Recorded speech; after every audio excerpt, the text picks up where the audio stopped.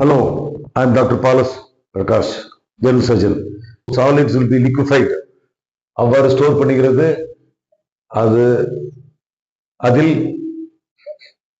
Hydrochloric acid நாம் சாப்பிட்ட எம்வி diet, vegetarian diet, liquid diet, juice இறப்புக்கு வந்து விட்டது. அந்த ஜூஸ் அது செரிமானம் ஆக வேண்டும், சாப்பாடு செரிமானம் ஆக வேண்டும், இது கடினமான என்வி டயட் செரிமானமாக வேண்டும். அதற்காக ஹைட்ரோகுளோரிக் ஆசிட், அந்த ஹைட்ரோகுளோரிக் ஆசிட் என்பது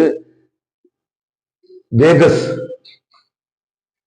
10வது கிரேனியல் நர்வ், அந்த கிரேனியல் நர்வ் அதன் வேகஸ் என்ற நர்வ், அதன் மூலம் நர்வ் பிளக்ஸஸ், அதன் மூலம் அந்த பெரைட்டல் செல்ஸ் அது ஹைட்ரோகுளோரிக் ஆசிடை உண்டாக்குகிறது. பெப்சின் என்பது ஸ்ட்ரெச், அதன் மூலம் ஹார்மோனலாக வந்து இந்த ஹைட்ரோகுளோரிக் ஆசிட் அளவை கூட்டுகிறது. அந்த ஹைட்ரோகுளோரிக் ஆசிடை ஆட்டோ ஃபீட்பேக் மூலம் அது அதிகம் வராமல் தடுக்கிறது. ஆகவே இறப்பையில் சலைவரி கிளாண்ட் அதில் ஆரம்பித்த கார்போஹைட்ரேட் செரிமானமாகிறது. லேசாக புரோட்டீன் டைஜஷன் ஸ்டார்ட் ஆகிறது, கொஞ்சம் கொழுப்பு டைஜஷன் ஸ்டார்ட் ஆகிறது.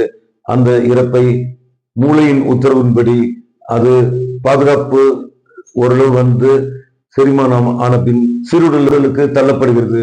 அதைத்தான் இப்பொழுது நான் சொல்ல விரும்புகிறேன்.